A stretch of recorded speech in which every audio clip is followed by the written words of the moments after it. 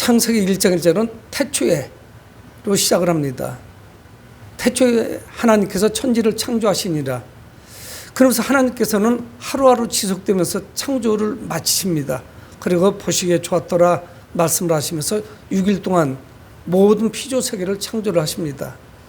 그리고 하나님의 창조 목적을 창세기 1장 22절 또 26절에는 분명하게 말씀하는 거예요. 생육하고 번성하여 땅에 충만하라. 여기는 여러 의미가 있습니다. 사람에게만 하신 말씀은 아니에요. 사람들만 다산의 축복을 주신 것이 아닙니다. 땅에 충만하다는 것이 그저 자녀를 많이 보는 것, 그것만 의미하는 것은 아니죠.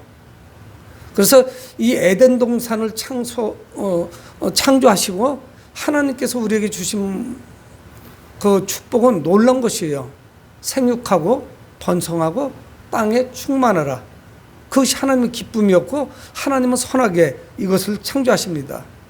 그런데 이제 창세기 1장을 읽고 2장을 읽고 3장으로 넘어가면 이 에덴이라고 하는 의미가 환이라고 하는 기쁨이라고 하는 의미를 가지고 있는데 굉장히 아주 어두컴컴하고 칙칙해지고 분위기가 좀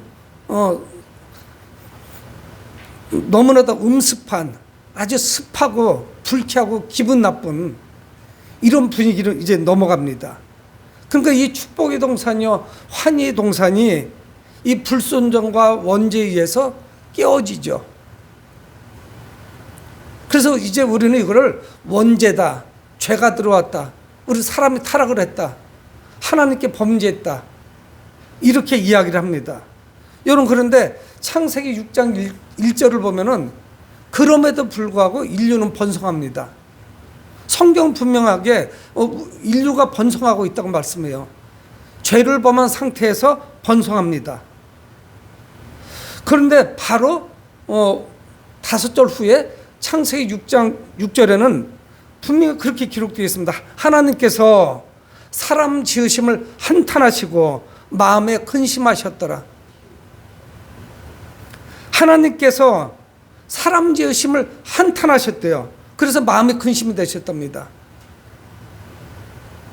여러분, 하나님은 전지전능하십니다. 그렇잖아요. 전지전능하다는 말씀 뭐냐? 모든 것을 알고 계시고 모든 능력이 계세요. 여러분, 그런데 우리는 의아하잖아요. 하나님이 그렇게 전지전능하시다면은 왜 첫 번째 사람인 아담과 하와가 죄를 범했을까? 하나님은 우리에게 자유의지를 주시고 하나님과 소통하고 교제하도록 하셨는데 그거를 악용합니다. 아담과 하와는. 그래서 하나님이 전지전능하면 후회하면 안 되거든요. 후회할 행동을 안 하셔야죠. 그래야 전지전능하죠. 여러분, 그러면은 아담과 하와를 로봇으로 만들어 놔야 돼요. 하나님의 아바타, 분신으로 만들어 놔야 돼요. 근데 하나님은 우리에게 자유의지를 주십니다. 자유롭게 행동할 수 있어요. 그럴 때 그걸 악용하죠. 그래서 하나님이 세상을 지으시고 사람 지으심을 특히 한탄하셨다. 그래서 마음에 근심이 생겼다고 말씀을 합니다. 그래서 바로 이어서 성경 뭐라고 말씀하냐면 하나님께서 이 지면을 쓸어버리시겠다고 생각을 하십니다. 심판하시겠다는 거예요. 이 상태로 계속 가면 안 되는 거죠. 그래서 창조한 사람을 쓸어버리겠다. 이렇게 기록되어 있어요. 쓸어버린다는 거예요. 여러분, 우리는 쓸어버린다고 하면 빗자루로 바닥을 쓸잖아요. 청소를 하고. 이것이 연상되는 거죠. 여러분, 하나님은 이 창조 세계를 쓸어버리시는데 홍수를 통해서 쓸어버리십니다. 그런데 우리가 잘 알고 있는 것 같이 그러면서 이어지는 게 뭡니까? 노아의 홍수 사건이에요. 노아 부부와 그리고 3명의 아들 셈과 함과 야벳 세 아들과 그 며느리들, 그래서 8명이 살아남는 거죠. 한 가문만 살아남는 거예요. 사람들이 번성해서 땅에 수많은 사람들이 살고 있는데 죄가 관영해서 하나님을 지면을 쓸어버리겠다고 말씀하셔요. 내가 선하게 창조했는데 선한 목적이 파괴돼 버렸어요. 누구 때문에? 하나님의 창조하신 보시기 심히 좋았던 사람 때문에. 그리고 하나님은 이 노아 가족에게 소망을 걸으십니다. 창조 목적을 이루시기를 원해요. 그래서 이 노아의 가족들이 우리가 잘 알고 있는 것 같이 방주에서 나오고 나서 오늘 이제 이 9장의 말씀이 이어집니다. 방주에서 나온 노아와 그의 가족들에게 8명의 식구들에게 하나님이 하신 말씀 뭐냐? 창세기에서 말씀하신 창조의 목적을 말씀해요. 그는 뭐냐면 생육하고 번성하여 땅에 충만하라. 하나님의 그 선하신 뜻을 이루라는 거예요. 그래서 1절부터 오늘 본문 읽기 전 7절까지는 생육하고 번성하고 땅에 충만하라를 2번 말씀하시고 무엇을 먹어도 되는지 무엇을 먹으면 안 되는지를 말씀하세요. 그러고 나서 하나님은 일방적으로 이제 8절부터 그 남은 노아의 가족들에게 약속을 하십니다. 약속이에요. 뭐 언약이라고도 하고 뭐 이렇게 이야기하지만 뭐 같은 말씀이에요. 그래서 이제 저는 말씀을 시작하면서 이 짧은 본문이면서 잘 집중해서 못 보신 분들은 또 처음 읽으신 분들은 뭐 그 말이고 그 말 갖고 계속 뭐가 반복돼요. 근데 여기에 반복되는 말씀은 뭐냐면 언약이라는 말씀이 반복됩니다. 그리고 나라는 말씀이 반복돼요. 나가 누굽니까? 1인 직시점은 하나님이시죠. 그리고 너가 있어요. 너는 누구냐? 노아의 가족들 8명을 말씀하는 거예요. 그거로 끝나는 것이 아니에요. 모든 생물이라는 말씀이 7번 반복돼요. 그리고 또 어떤 말씀이 반복되냐면 무지개라고 하는 단어가 계속 반복돼요. 이게 오늘 말씀의 전부예요. 그래서 우리는 이 말씀이 아주 단순하면서도 우리에게 주시는 하나님의 언약이구나 하는 것을 알 수가 있습니다. 그리고 언약의 주체가 누구냐? 이게 주객이 전도됐습니다. 왜 그러면 죄를 범하고 문제가 있는 타락한 인류가 하나님께 살려달라고 애원을 해야 되는데 하나님께서 일방적으로 주체적으로 언약을 맺으시는 거예요. 근데 이 언약이 소망적이에요. 긍정적이에요. 우리가 살 수 있는 길을 열어주셨어요. 여러분, 우리는 이걸 잊으면 안 됩니다. 어떻게 살아야 되는 것인지, 어떻게 살아야만 우리가 다시 살 수 있는 것인지, 그걸 계속 말씀하는 거예요. 그래서 하나님께서 주체가 되셔서 일방적인 무조건적인 약속을 맺으시는 거예요. 여러분, 우리는 약속이라고 하면은 쌍방입니다. 그렇잖아요. 갑과 을이 있습니다. 계약서를 써도 그래요. 집계약서도 그래요. 그래서 갑도 그렇고 을도 그렇고 서로 합의하에 계약서를 쓰고 이 약속을 안 지키면 무슨 일이 벌어지냐? 페널티가 있어요. 벌점이 있다고요. 그렇잖아요. 책임져야 돼요. 약속을 어긴 거는. 그거를 못 지킬 것 같으면 약속을 할 수는 없어요. 계약을 파기하고 아예 안 해야죠. 근데 하나님은 일방적으로 사람들에게 유리한 그 언약을, 약속을 체결하시는 거예요. 근데 이건 무조건적이에요. 하나님께서 일방적으로 주시는 우리 인류에게, 사람들에게 일방적으로 유리한 약속을 하시는 거예요. 그럴 자격이 없음에도 불구하고 이렇게 불평등한 약속은 있을 수가 없죠. 여러분, 그래서 여기에 계속 내가 너와 언약을 맺는데 어떤 언약이냐? 노아와 노아의 가족과 후손들과 모든 생물들과 다 포함해가지고 하나님이 약속을 하시는 거예요. 그래서 8절에 하나님이 노아와 그와 함께한 아들들에게 말씀하여 이르시되 9절 내가 내 언약을 너희와 너희 후손과 너희와 함께한 모든 생물 곧 너희와 함께한 새와 가축과 땅의 모든 생물에게 세우리니 방주에서 나온 모든 것 곧 땅의 모든 짐승에게니라. 어떻게 보면 이게 재창조예요.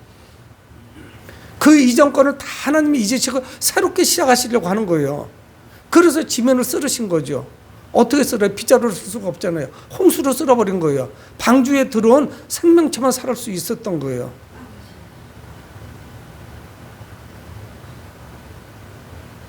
하나님은 분명히 생육하고 번성하고 땅에 충만하라 9장 1절도 말씀하고 9장 7절 오늘 본문 바로 직전에도 너희는 생육하고 번성하며 땅에 가득하여 그 중에서 번성하라.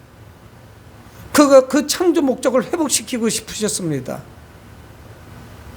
여러분, 우리는 근데 그 답이 결말을 잘 알잖아요. 잘 지켜졌나요? 아니잖아요. 우리가 살고 있는 이 세대는 노아 시대 심판받고 하나님께서 사람들 때문에 한탄하시고 마음에 근심하셨던 것보다 더 심각한 세상입니다. 두렵기 짝이 없어요. 불안해요.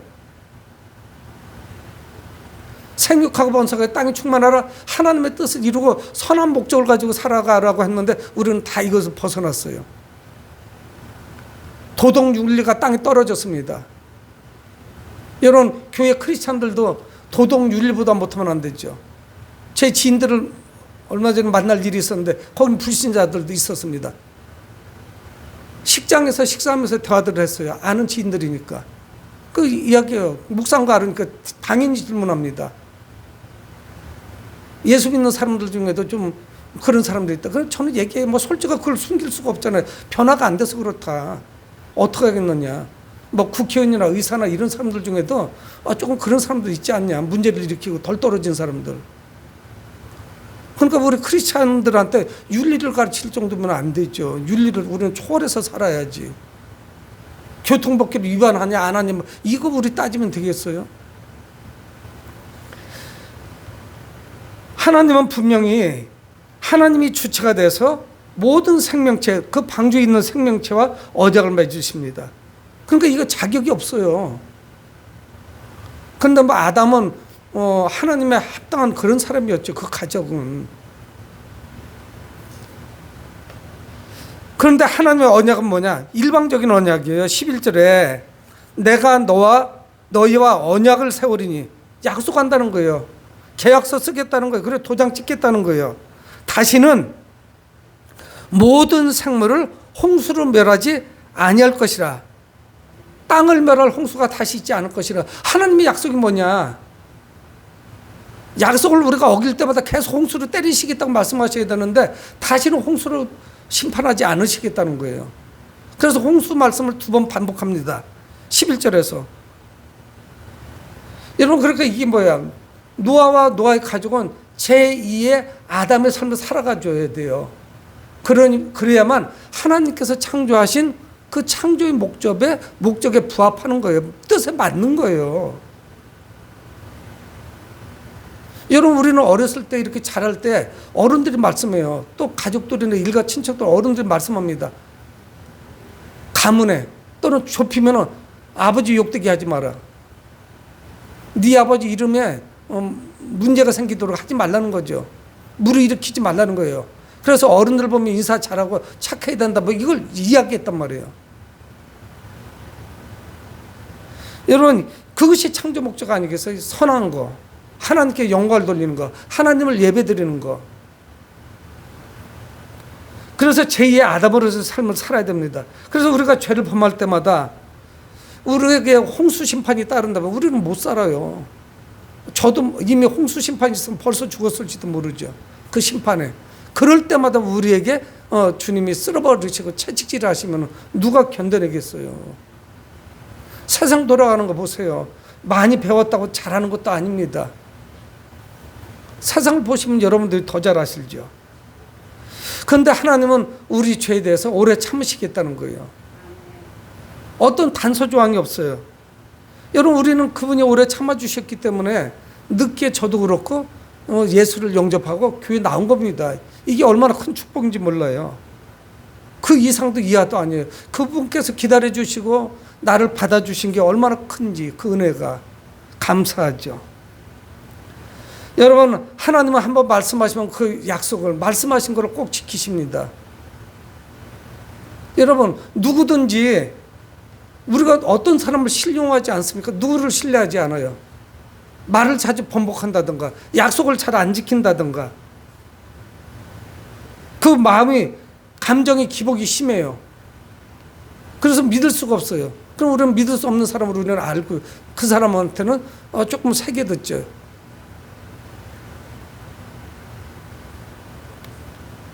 우리가 살아가면서 저는 그 약속을 잘 지킵니다. 그 중에 하나가 뭐냐면 지인을 만나면 조만간 식사 한번 합시다. 제가 꺼내면 제가 전화 한번 해요. 그런데 어떤 분들은 만났을 때 그냥 일상적인 인사 평안하셨습니까 하는 정도로 그냥 그 얘기를 하는 사람들이 있더라고요. 식사 조만간 한번 합시다 하고 저는 기다려요. 누군가가 얘기를 하면. 근데 1년이 지나도 안 불러줘요. 아 그러니까 이 사람은 관용어구나. 그냥 관용적으로 쓰는 말이구나. 여러분 우리가 콧대가 세 그러면 콧대가 5도가 높은 걸 이야기하지는 않잖아요. 그건 뭐예요? 그 사람은 자존심이 굉장히 센 사람이야. 이걸 이야기하는 거 아닙니까? 그럼 우리는 일상적으로 그런데 그렇지 않아요. 그런 사람들은 우리는 교제하기 어려워요. 약속을 잘 못 지키니까. 신뢰하지 못해요. 근데 우리 하나님은 신실하십니다. 그래서 이 언약 구두로만 하지 않아요. 하나님께서는 징표를 보여주시는 거예요. 하나님이 굳이 그러실 필요가 없잖아요. 약속을 하시고 징표를 뭐하러 보여줘요. 어떻게 보면 이건 도장까지 찍어주시는 거예요. 계약서를 상대한테 넘겨주는 거예요. 그러실 이유가 하나도 없다고요.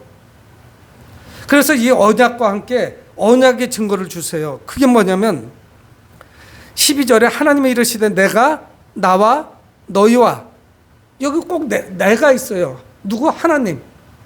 너희와 함께하는 모든 생물 사이에 대대로 영원히 세우는 언약의 증거는 이것이니라.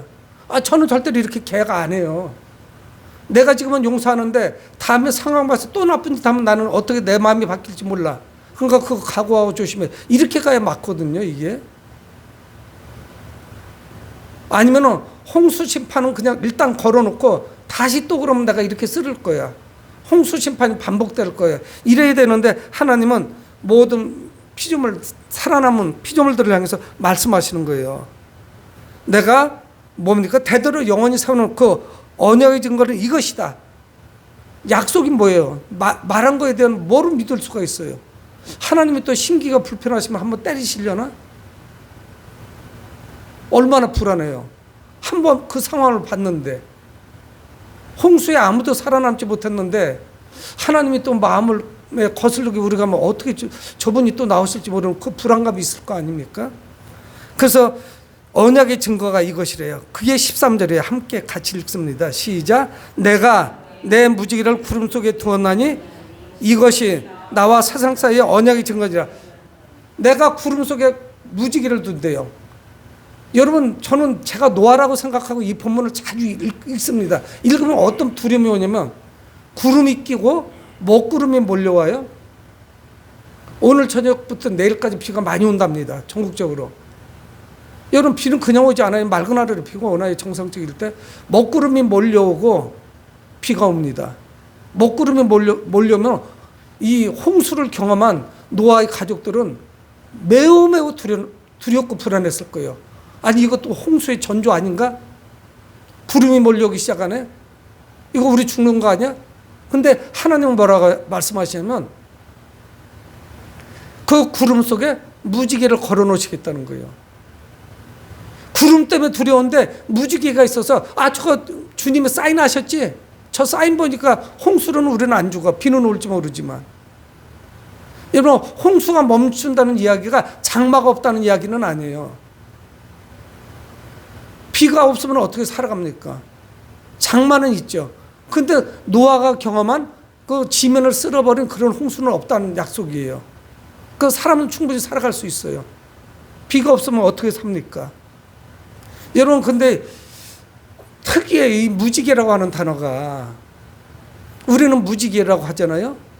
그래서 뭐 7색깔이다, 뭐 7색깔 무지개. 그럼 무지개 구경하기도 쉽지 않습니다. 무지개는 꼭 언제 뜨느냐, 볼 수 있느냐, 뜬 거는 아니죠. 우리는 분무기로 물을 뿌려가면서 그 불에 반대쪽에 무지개가 뜨는, 뭐 인위적으로도 만들어 볼 수도 있어요. 햇빛 있는 데서. 그 태양의 반대쪽에 무지개가 걸린 걸 우리는 보잖아요. 아주 신비롭고 좋잖아요. 기분이, 무지개 보고 불쾌한 사람은 없어요. 근데 이게 레인보우예요, 영어로. 레인, 비라는 뜻이잖아요. 보우가 뭐예요? 이거 활이에요, 활. 활 쏘는 거. 활을 당겨서 쏘잖아요. 보우가 활입니다. 근데 히브리어로 이게 뭐냐? 원래 성경에 기록되어 있기를 쉐키는 캐세트예요. 캐세트, 이게. 캐세트가 어떤 의미를 가지고 있냐? 활이라는 의미예요. 활은 뭡니까? 병기 아니에요? 활을 당기면 사람이 죽죠. 그러고 보면은 레인보우, 캐세트 비슷해요. 활하고 무지개하고 반오는 영화 아닙니까? 그러니까 그 무지개를 볼 때 그 홍수 사건도 기억을 하고 하나님의 언약도 기억을 하고 그런 의미가 우리 가운데 있죠. 왜 공교롭게도 활이라는 의미를 가지고 있을까? 이 무지개가. 우리는 두 가지를 다 보는 거예요. 거기에서 심판과 하나님의 언약, 홍수로 우리를 심판하지 아니할 것이라는 거. 그냥 그냥 무지개, 그냥 우리는 아주 긍정적이고 좋은 느낌, 마음이 차분해지는 이런 거로만 볼 수가 없죠. 그러니까 하나님은 심판의 도구를 하늘에 걸어 놓으신 거예요. 분명히 물로 홍수로 심판하지 아니하시지만 그거를 통해서 또 어떻게 우리 조상들이 심판을 당했는지를 기억해야 돼요. 역사를 통해서 우리가 아무것도 못 배우면 안 됩니다. 그냥 살다가 죽으면 끝나겠지, 이거하고는 좀 다르잖아요. 왜 그러냐, 14, 15절이 똑같은 말씀을 반복하세요. 하나님이 내가 구름으로 땅을 덮을 때에 무지개가 구름 속에 나타나면 내가 나와 너희와 및 육체를 가진 모든 생물 사이에 내 언약을 기억하리니 다시는 물이 모든 육체를 밀어는 홍수가 되지 않을 것이다. 구름이 땅을 덮을 때 이거는 비가 온다는 징조인데 하나님은 뭡니까? 무지개를 걸어 놓으시고 그 무지개를 통해서 내가 인류와 약속했지, 홍수는 내가 멸망하지 않겠지 하고 하나님은 그거를 기억하신다는 거예요. 근데 우리는 하나님은 일방적으로 이렇게 언약을 주셔서 그런지 우리는 기억을 안 해요. 저는 제가 근래 만났던 지인들 말씀을 조금 전에 드리지 않았습니까? 심판을 말씀하고 싶었어요. 근데 그런 분위기가 아니었어요. 그냥 두루뭉실하게 회색 기대 없습니다. 예수 믿으면 천국, 믿지 않으면 지옥이에요. 뭐 그거 외에는 다른 말을 해드릴 게 없어요. 단순해요. 그리고 마지막에 분명히 최후의 심판이 있을 것이라는 거예요. 여러분, 홍수 심판을 면한다고 말씀하셨지 심판 자체가 없다고 성경은 말씀하시지 않아요. 우리는 이걸 이야기하면 불쾌하게 느껴요. 예수 믿으면 다 좋아야지, 다 잘 되지. 아니요, 성경은 분명히 최후의 심판을 말씀해요. 마지막 심판이 있다는 거예요. 홍수 심판이 아니라는 것 뿐이죠. 여러분, 우리는 어떤 경고를 이걸 말씀을 통해서 봤냐면 긍정적인 소망적인 것을 보는데 이 심판과 같은 것이 다시 재현될 것이라는 사실이에요. 이제 아무 일도 없을 것이야. 여기가 에덴 동산이라 그냥 여기서 우리는 잘 먹고 마시고 그냥 살다가 가면 돼. 이거로 끝나는 것이 아닌 것을 말씀하는 거예요. 여러분, 무지개를 보고 약속을 하나님이 기억하신대요. 그래서 하나님이 이게 홍수가 되도록은 하지 않아요. 노아의 홍수같이. 그러니까 우리는 얼마나 기쁨인지 몰라요. 하나님은 결단코 홍수를 심판하지 않습니다. 근데 이게 뭐냐, 애굽에서 장자가 죽는 10번째 재앙이 있었죠. 장자는 다 죽어요. 가축까지 죽습니다. 비극적이죠. 근데 하나님이 양이나 염소를 잡아서 그 피를 문 임방과 문설주 3면 중에서 3면에다가 바르면 그것을 보고 넘어가신다는 거예요. 패스오버, 뛰어넘는다는 거예요. 담 넘어가듯이. 그래서 장자가 죽잖아요. 애굽을 심판하시는데 장자는 다 죽어요. 마지는. 근데 하나님 보고 넘어가시는 거예요. 여러분, 우리는 죄를 두려워하고 경계해야 됩니다. 그러니까 이 최후의 심판 우리는 기억을 해야 돼요. 한 번 있었던 그 심판이 얼마나 가공할 만한 것이었는지, 홍수 심판이 어땠는지. 근데 마지막 심판은 홍수 심판과 비교가 되질 않아요. 그 심판은 주로 보면은 계시록이나 다른 것들을 보면은 물이 아닌 불과 관련돼요. 되게 보면은 견딜 수가 없어요. 저는 지구 온난화도 지금 굉장히 두렵게 봐요. 시베리아 동토 지역이 다 내려앉고 있는 거예요. 1년 내내 얼어있던 땅이 녹아내리면서 메탄가스가 올라와요. 불을 붙이면 불이 붙고 집이 다 균열이 일어나요. 사람들이 맨 땅에다도 나무 판대기를 갖다 파판 같은 걸 놓지 않으면 살 수가 없어요. 무려 자꾸 여기저기서 막 솟아오르는 거예요. 생태계가 이루 말할 수 없이 지금 파괴되고 있습니다. 여러분, 우리는 느슨하게 좀 괜찮을 거야. 여러분, 우리는 근거도 없는 낙관론은 좀 버리셔야 돼. 비관할 이유도 없지만. 여러분, 우리가 사는 이 시대는 어떻습니까? 노아 시대보다 죄가 더 만연해요. 아주 가지가지 다양해요. 죄를 연구해서 더 만들어내요. 그렇지 않는가요? 예수님도 번번이 말씀하시면서 내가 재림할 때 심판이 있을 것이다. 최후의 심판이에요.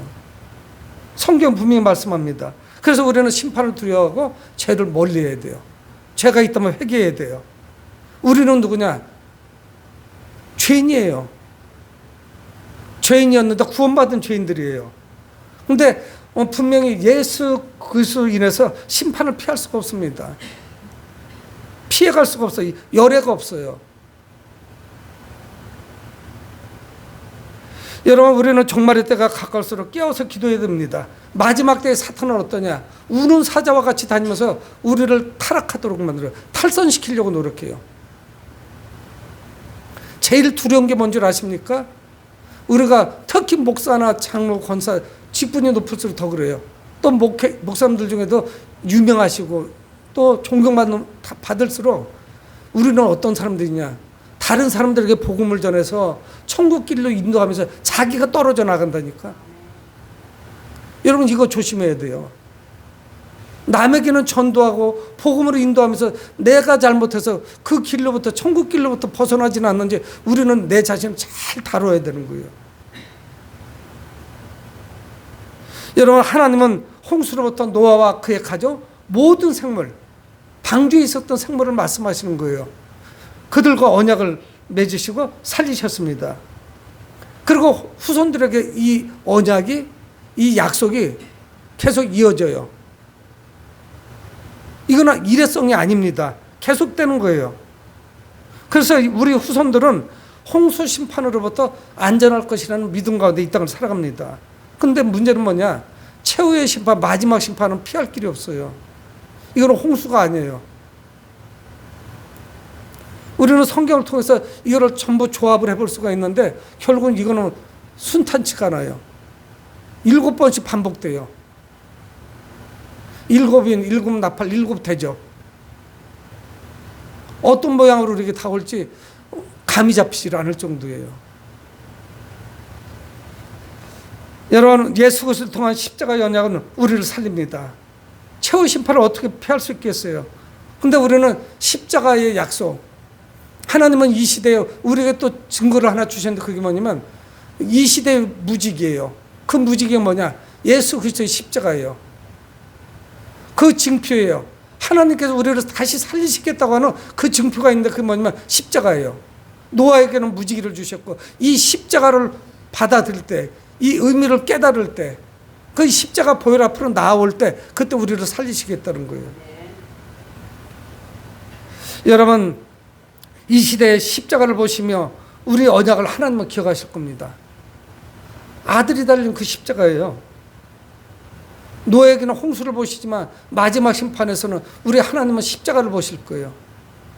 이자가 십자가를 믿었는지 믿지 않았는지.